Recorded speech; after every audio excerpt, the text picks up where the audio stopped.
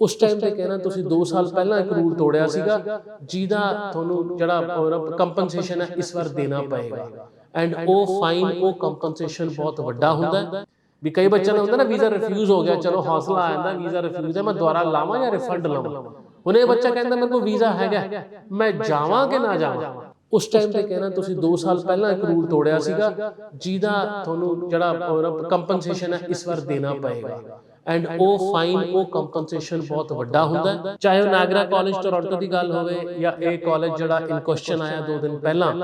ते it's history is repeating itself ये उदों हुंदा है जद एक अपनी सीटां दी कैपेसिटी तो ज़्यादा एलओए दिते जाते हैं हुण ये ईमेलां उन्हां स्टूडेंट्स नूं आईयां ने जिन्हां ने अपना रजिस्ट्रेशन नहीं कीता सी टाइम टेबल नहीं मिलिया सी बहुत सारे कॉलेजेस अज दी डेट च उत्थे हैल्प लई खड़े हो गए ने जिहड़े नदन प्योर्स वाले इहो ਜਿਹੇ स्टूडेंट है वो कहंदे असीं तुहाडे 4 महीने नहीं 3 महीने जिहड़े पए है सितंबर तो जनवरी तक दे असीं कढा सकदे हां with limited amount of tuition fees पूरी फीस नहीं तुहाडे तो लित्ती जाएगी ਅੱਜ ਜਿਹੜੀ ਚੀਜ਼ ਮੈਨੂੰ ਸੂਟ ਕਰਦੀ ਹੈ ਮੈਂ ਲਾਅ ਨੂੰ ਨਹੀਂ ਪੜਾਂਗਾ ਆਪਣੇ ਸੂਟ ਦੇ ਹਿਸਾਬ ਨਾਲ ਚੱਲ ਪਾਵਾਂਗਾ ਉਸ ਟਾਈਮ ਤੇ ਕਹਿਣਾ ਤੁਸੀਂ 2 ਸਾਲ ਪਹਿਲਾਂ ਇੱਕ ਰੂਲ ਤੋੜਿਆ ਸੀਗਾ ਜਿਹਦਾ ਤੁਹਾਨੂੰ ਜਿਹੜਾ ਕੰਪਨਸੇਸ਼ਨ ਹੈ ਇਸ ਵਾਰ ਦੇਣਾ ਪਏਗਾ एंड वो फाइन वो कंपनसेशन बहुत वड्डा हुंदा है उस टाइम पे कहना तुसीं 2 साल पहला एक रूल तोड़िया सीगा जिहदा तुहानूं जिहड़ा कंपनसेशन है इस बार देना पएगा एंड वो फाइन वो कंपनसेशन बहुत वड्डा हुंदा है देखो कैनेडा दे ए विच चीज़ पहली बार नहीं हुई आज तो आई रिमेंबर 12 या 18 महीने पहला नायगरा कॉलेज टोरंटो ये वो सैटेलाइट कैंपस है जिथे कि ओवर सबसक्रिप्शन ऑफ बच्चे हुंदा ही हुंदा है हुण ये समझण की जरूरत है ये जिहड़ा नदन प्योर्स के कैंपस नाल होया है बेसिकली सैटेलाइट कैंपस हुंदे ने सैटेलाइट कैंपस तो भाव है मेन कैंपस किते होर है उन्होंने एक्सट्रा बच्चों को केटर करने वास्ते एक पॉपुलर जगह के उत्ते एक बिल्डिंग दे विच या वड्डियां बिल्डिंगां दे विच अपना कैंपस खोल के लिमिटेड सीट्स के नाल ऑफर करना शुरू किया स्टूडेंट्स नूं चाहे वो नागरा कॉलेज टोरंटो की गल होवे या ये कॉलेज जिहड़ा इन क्वेश्चन आया 2 दिन पहला तो it's history is repeating itself ये उदों हुंदा है जद एक अपनी सीटां दी कैपेसिटी तो ज़्यादा एलओए दिते जाते हैं वो कैलकुलेशन वेंट रॉन्ग भी एक एलओए जब 1000 एलओए दिता गया मार्केट दे विच तो ये कैलकुलेशन होंदी है वीज़े रिजैक्ट होकर भी साढ़े कोल 500-700 बच्चा तो पहुँच जूगा इस बार हाई कमीशन का वीज़ा सक्सैस बहुत शानदार रहा मतलब if you talk about ESS we have 92% success rate भी 100 चों 8 एप्लीकेशन रिजैक्ट हुई जो रीलॉजमेंट तो बाद अप्रूवल वाले पासे गई but 92% visa success is almost close to be perfect हुण जे वीज़ा इन्ना लग्या तो जिथे कॉलेज की कैलकुलेशन 1000 तो 500 या 700 बच्चों की सी वो पहुँच गई तकरीबन 900 बच्चों ते हुण ये ईमेलां उन्हां स्टूडेंट्स नूं आईयां ने जिन्हां ने अपना रजिस्ट्रेशन नहीं कीता सी टाइम टेबल नहीं मिलिया सी या आई कार्ड शेयर नहीं होया सी ईमेल के जरिए हुण ओवर सबसक्रिप्शन हो गए सारिਆਂ ਨੂੰ नहीं अकोमोडेट कर सकते हुण कुछ बच्चे इन्हां चों विड्रॉ कराणगे अपने नवे कॉलेज दे विच दाखला लैणगे कुछ उत्थे पहुँच के जो एक्शन लैणगे या उत्थे पहुँचे हुए हैगे ने जो एक्शन उन्होंने एप्रोप्रिएट लगेगा वो लैणगे बट अगेन ये प्रॉब्लम उदों आती है जब एज अ स्टूडेंट आपां नूं समझ इन्नी कुछ होवे भी ये सैटेलाइट कैंपस है वीज़ा आ गया तो जिन्नी छेती हो सकता मैं इत्थों निकला ताकि अननैसेसरी ईमेल्स तो छुटकारा होवे ते दिमाग दे विच एक वीज़ा की खुशी जिहड़ी हुंदी है वो एक टेंशन च बदल जाती है हुण मैं करां की भी कई बच्चों ने होंदा ना वीज़ा रिफ्यूज़ हो गया चलो हौसला आ जाता वीज़ा रिफ्यूज़ है मैं दोबारा लावां या रिफंड लवां हुण ये बच्चा कहता मेरे को वीज़ा हैगा मैं जावां कि ना जावां यू नो दैट वे वो कन्फ्यूजन आई थिंक सब तो ज़्यादा माड़ा है वीज़ा रिफ्यूज़ल तो भी ज़्यादा माड़ा है कन्फ्यूजन बट ये सारे स्टूडेंट्स का जिहड़ा ईमेल आया है if you read that email उन्होंने ये कहा गया है दैट तुसी अपना रीफंड इनिशिएट कर सकते हो एंड तुहानूं पूरा रीफंड मिलेगा my suggestion go to Canada go to the college क्योंकि वीज़ा कैंसल नहीं होया इट इज़ द जिहड़ा ईमेल आया है तुहाडे एलओए कैंसलेशन का आया है पर वो रीफंड जब तक नहीं हुंदा तद तक तुहाडा एलओए स्टैंड करेगा ही करेगा क्योंकि पैसा उन्हां कोल है तुसी कैनेडा जाओ स्पीक टू कॉलेज पहुँच गए हैगे हो सकदा तुहानूं अकोमोडेट कर लेन नहीं कर पावांगे तो वो जनवरी दे विच अकोमोडेट करनगे can be one of the reasons फिर थोनों उत्थे 3 महीने लीगल स्टैटस रहने लई you need a new LOA from any other college वो तुहाडे तो समैसटर की फीस मंगणगे दोबारा एंड सो ऑन बट बहुत सारे कॉलेजेस अज की डेट च उत्थे हैल्प लई खड़े हो गए ने जिहड़े नदन प्योर्स वाले इहो ਜਿਹੇ स्टूडेंट है ਉਹ ਕਹਿੰਦੇ ਅਸੀਂ ਤੁਹਾਡੇ 4 ਮਹੀਨੇ ਨਹੀਂ 3 ਮਹੀਨੇ ਜਿਹੜੇ ਪਏ ਹੈ ਸੈਪਟੈਂਬਰ ਤੋਂ ਜਨਵਰੀ ਤੱਕ ਦੇ ਅਸੀਂ ਕਢਾ ਸਕਦੇ ਹਾਂ with limited amount of tuition fees. ਪੂਰੀ ਫੀਸ ਨਹੀਂ ਤੁਹਾਡੇ ਤੋਂ ਲਿੱਤੀ ਜਾਏਗੀ ਤਾਂ ਕਿ ਤੁਸੀਂ ਆਊਟ ਆਫ ਸਟੇਟਸ ਨਾ ਹੋਵੋ, ਕਿਉਂਕਿ ਇਹ ਐਜ਼ ਅ ਵੀਜ਼ਾ ਕੈਟਾਗਰੀ ਤੁਹਾਨੂੰ ਪਤਾ ਹੋਣਾ ਚਾਹੀਦਾ ਹੈ ਤਾਂ ਤੁਸੀਂ 1 ਸਾਲ ਦੇ ਵਿੱਚ ਇੱਕ ਬ੍ਰੇਕ ਆਪਣੀ ਮਰਜ਼ੀ ਦੀ ਲੈ ਸਕਦੇ ਹੋ, ਇੱਕ ਸਮੈਸਟਰ ਦੀ ਬ੍ਰੇਕ। ਕਿਤੇ ਇਹ ਨਾ ਹੋਵੇ ਸੈਪਟੈਂਬਰ ਦਾ ਤੁਸੀਂ ਵੀਜ਼ਾ ਲਿੱਤਾ ਹੋਇਆ, ਪੜ੍ਹਾਈ ਜਨਵਰੀ 'ਚ ਸ਼ੁਰੂ ਹੋਵੇ, ਆ 3-4 ਮਹੀਨਿਆਂ ਦੀ ਬ੍ਰੇਕ ਤੁਹਾਡੀ ਧੱਕੇ ਵਾਲੀ ਬ੍ਰੇਕ ਤੁਹਾਡੀ ਮਰਜ਼ੀ ਦੀ ਬ੍ਰੇਕ ਕੰਸੀਡਰ ਹੋ ਜਾਏ, ਜਿਹਦਾ ਪ੍ਰੋਬਲਮ PGWP ਵੇਲੇ ਆਏਗਾ ਪੋਸਟ ਸਟੱਡੀ ਵਰਕ ਵੀਜ਼ਾ ਦੇ ਟਾਈਮ ਤੇ। ਤਾਂ ਇਹ ਥੋੜਾ ਟੈਕਨੀਕਲ ਇਸ਼ੂ ਹੈ। ਯੂ ਨੀਡ ਟੂ ਕੰਸਲਟ ਇੱਕ ਗੁੱਡ ਐਜੂਕੇਸ਼ਨ ਕੰਸਲਟੈਂਟ ਇਹਨੂੰ ਕਿਵੇਂ ਡੀਲ ਕਰਨਾ। ਜੇ ਅੱਜ ਮੈਨੂੰ ਕਾਲਜ ਇਸ ਸੈਪਟੈਂਬਰ ਸੀਟ ਨਹੀਂ ਦਿੰਦਾ, ਜਨਵਰੀ ਵਿੱਚ ਦਿੰਦਾ ਤਾਂ ਮੈਂ ਉੱਥੇ ਪਹੁੰਚ ਕੇ ਕੀ ਆਪਸ਼ਨਸ 'ਤੇ ਵਰਕਆਊਟ ਕਰ ਸਕਦੀ ਹਾਂ। ਕੀ ਮੈਂ 3 ਮਹੀਨੇ ਵਿਹਲਾ ਰਵਾਂ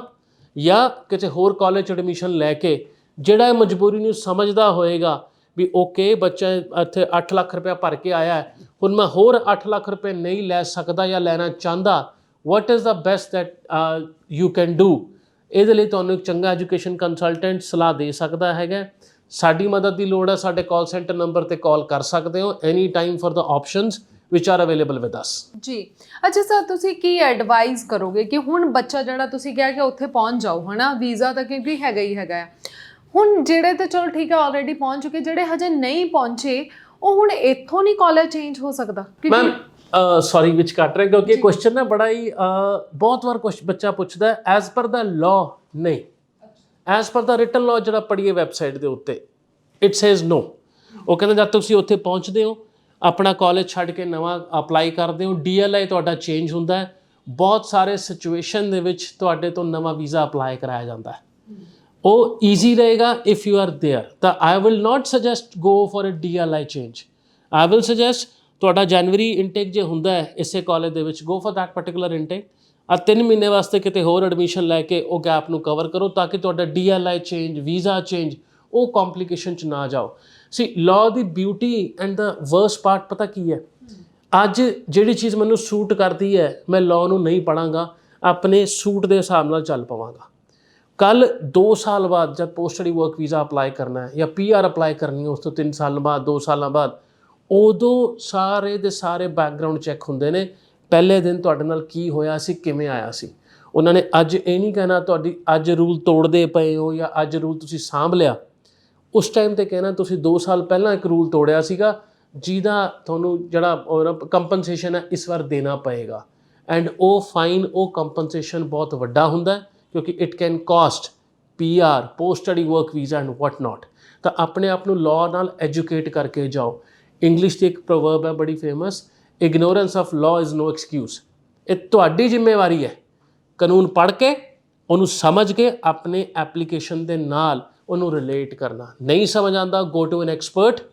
see it the law yourself, ask the translation from that consultant or lawyer whichever, ਪਰ ਜ਼ਿੰਮੇਵਾਰੀ ਤੁਹਾਡੀ ਰਹੇਗੀ। ਜੀ ਬਿਲਕੁਲ ਸਰ। ਅੱਛਾ ਜਿਵੇਂ ਕਿ ਹੁਣ ਆਸਟ੍ਰੇਲੀਆ ਦੇ ਵਿੱਚ ਵੀ ਬਹੁਤ ਸਾਰੇ ਕਾਲਜਸ ਨੇ ਜਦੋਂ ਬੈਨ ਕਰ ਦਿੱਤਾ ਸੀ ਪੰਜਾਬ ਹਰਿਆਣਾ ਸਟੂਡੈਂਟਸ ਦੇ, ਹੁਣ ਇਹ ਵਾਲਾ ਇਸ਼ੂ ਆ ਗਿਆ। ਤਾਂ ਮਤਲਬ ਕਿ ਹੁਣ ਜਿਹੜੇ ਕਾਲਜ ਨੇ ਚਾਹੇ ਆਸਟ੍ਰੇਲੀਆ ਦੇ ਨੇ, ਚਾਹੇ ਕੈਨੇਡਾ ਦੇ ਨੇ, ਚਾਹੇ ਕਿਸੇ ਹੋਰ ਕੰਟਰੀ ਦੇ, ਕਦੀ ਵੀ ਆਪਣੀ ਪਾਲਿਸੀਜ਼ ਚੇਂਜ ਕਰ ਸਕਦੇ ਨੇ, ਇਹਦਾ ਮਤਲਬ ਤਾਂ? ਯੈਸ ਮੈਮ, ਅਨਫੋਰਚੂਨੇਟਲੀ ਯੈਸ, ਇਹਦਾ ਆਨਸਰ ਇਹੀ ਹੈ ਬੜਾ ਬਲੰਟਲੀ। ਬਟ ਉਹਦਾ ਕਾਰਨ ਕੀ ਹੈ?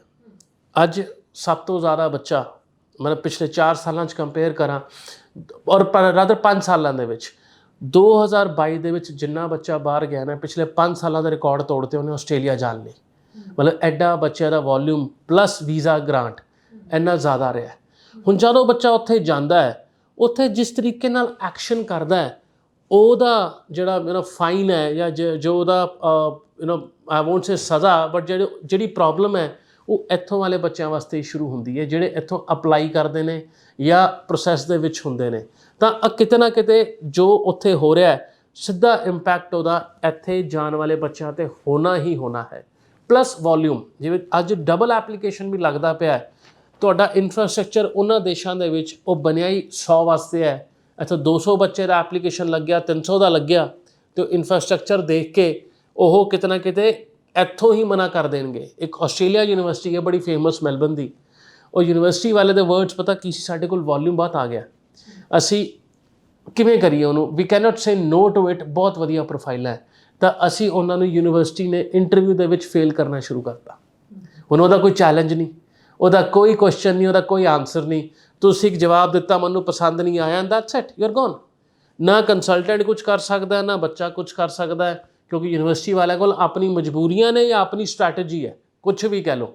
ਹੁਣ ਕਈ ਯੂਨੀਵਰਸਿਟੀਆਂ ਨੇ ਪੰਜਾਬ, ਹਰਿਆਣਾ ਤੇ ਕੁਝ ਜਿਹੜੇ ਸਟੇਟਸ ਹੈ ਬੰਦ ਨਹੀਂ ਕੀਤੀਆਂ,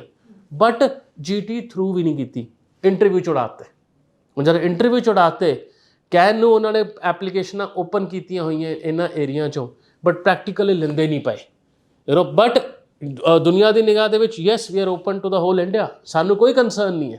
ਬਟ ਪ੍ਰੈਕਟੀਕਲੀ ਦੇਣਾ ਵੀ ਨਹੀਂ ਹੈ। ਤਾਂ ਸਟ੍ਰੈਟਜੀਜ਼, ਉਹਨਾਂ ਦੀ ਰਿਕੁਆਇਰਮੈਂਟ, ਉਹਨਾਂ ਦੇ ਇਨਫਰਾਸਟ੍ਰਕਚਰ ਦੇ style, burden and lot other factors, ਉਹ 'ਤੇ ਡਿਪੈਂਡ ਕਰਦਾ ਉਹਨਾਂ ਨੇ ਕੀ ਸਟ੍ਰੈਟੇਜਾਈਜ਼ ਕੀਤਾ ਹੈਗਾ for the local market. But as a student you need to be vigilant. ਇਹ ਤੁਹਾਡਾ ਕੰਮ ਹੈ ਵਿਜੀਲੈਂਟ ਹੋਣਾ, ਹਰੇਕ ਈਮੇਲ ਨੂੰ, ਹਰੇਕ ਮੈਸੇਜ ਨੂੰ ਕਮਿੰਗ ਅਕ੍ਰੋਸ ਫਰਮ ਦਾ ਯੂਨੀਵਰਸਿਟੀ ਚੰਗੀ ਤਰ੍ਹਾਂ ਪੜ੍ਹਨਾ, ਸੋ ਦੈਟ ਤੁਸੀਂ ਆਪਣੀ ਪ੍ਰੋਫਾਈਲ ਨਾਲ ਰਿਲੇਟ ਕਰ ਸਕੋ ਦੈਟ ਇਹ ਮੇਰੇ 'ਤੇ ਕਿੰਨਾ ਇੰਪੈਕਟ ਪਾਏਗੀ। ਬੜਾ ਸਿੰਪਲ ਫਾਰਮੂਲਾ ਜੀ ਅੱਜ ਦੀ ਡੇਟ ਦੇ ਵਿੱਚ। ਮੈਂ ਦੁਬਾਰਾ ਬੋਲਦਾ, ignorance of law is not N excuse. ਤੁਸੀਂ ਸਾਰਾ ਕੁਝ ਕੰਸਲਟੈਂਟ 'ਤੇ ਛੱਡਦੇ ਹੋ ਜੋ ਆਪਣੀ ਪੂਰੀ ਕਪੈਸਿਟੀ ਨਾਲ ਕੰਮ ਕਰਦਾ ਹੁੰਦਾ ਜਾਂ ਨਹੀਂ ਕਰਦਾ ਹੁੰਦਾ, ਵਿਚਐਵਰ ਵੇ। ਵੀਜ਼ਾ ਆ ਗਿਆ, ਏਅਰਪੋਰਟ ਤੋਂ ਵੀ ਬੰਦੇ ਵਾਪਸ ਆਉਂਦੇ ਦੇਖੇ ਨੇ, ਇੱਥੇ ਵੀ ਤੇ ਉੱਥੇ ਵੀ। ਹੁਣ ਏਅਰਪੋਰਟ ਤੋਂ ਵਾਪਸ ਆਉਣ ਦਾ ਮਕਸਦ ਕੀ ਹੈ? ਹੁਣ ਉਹਦੇ ਵਿੱਚ ਇਨ ਕੁਐਸਚਨ ਆ ਗਿਆ ਇਮੀਗ੍ਰੇਸ਼ਨ ਆਫਿਸਰ ਜਾਂ 에ਅਰਲਾਈਨ ਜਿਹਨੇ ਇੱਥੋਂ ਚੜ੍ਹਨ ਨਹੀਂ ਦਿੱਤਾ। ਕੁਛ ਤਾਂ ਕਮਿਊਨੀਕੇਸ਼ਨ ਦੇ ਵਿੱਚ ਪ੍ਰੋਬਲਮ ਹੋਇਆ ਹੋਣਾ ਨਾ ਤੁਹਾਡੇ ਵਿੱਚ ਤਾਂ ਆਫਿਸਰ ਦੇ ਵਿੱਚ। ਤਾਂ ਅੱਜ ਸਟੂਡੈਂਟ ਨੂੰ ਹਰ ਪਾਸਿਓਂ ਚੁਕੰਨਾ ਰਹਿਣਾ ਪਏਗਾ। ਜੋ ਰਿਸਪੌਂਸਿਬਿਲਿਟੀ ਸਟੂਡੈਂਟ ਅੱਜ ਤੋਂ 2 ਸਾਲ ਪਹਿਲਾਂ ਨਹੀਂ ਲੈਂਦਾ ਸੀਗਾ, ਅੱਜ ਉਹਨੂੰ ਲੈਣੀ ਪਏਗੀ। ਬੜਾ ਸਿੰਪਲ ਚੀਜ਼ ਮੈਂ ਹਰ ਇੱਕ ਪੇਰੈਂਟ ਨੂੰ ਕਹਿੰਦਾ, ਤੁਸੀਂ ਬੱਚਿਆਂ 'ਤੇ ਪੈਸਾ ਲਾ ਸਕਦੇ ਹੋ। ਐਜ਼ ਏ ਕੰਸਲਟੈਂਟ ਅਸੀਂ ਉਹਨੂੰ ਬਾਹਰ ਦਾ ਵੀਜ਼ਾ ਦਵਾ ਸਕਦੇ ਹਾਂ, ਐਡਮਿਸ਼ਨ ਦਵਾ ਸਕਦੇ ਹਾਂ। ਅਗਲੀ ਲੜਾਈ ਉਹਨੇ ਆਪ ਲੜਨੀ ਹੈ, ਉਹ ਮੈਂ ਨਹੀਂ ਲੜ ਸਕਦਾ, ਉਹ ਤੁਸੀਂ ਨਹੀਂ ਲੜ ਸਕਦੇ। ਅਤੇ ਉਹਦੀ ਲੜਾਈ ਦੀ ਤਿਆਰੀ ਉਦੋਂ ਸ਼ੁਰੂ ਕਰਨੀ ਹੈ ਜਦੋਂ ਕਿਸੇ ਕੰਸਲਟੈਂਟ ਕੋਲ ਆਪਣੀ ਕਾਉਂਸਲਿੰਗ ਕਰਾਉਣ ਜਾਂਦਾ, ਸਹੀ ਸਵਾਲ ਪੁੱਛ ਕੇ। That is most important thing.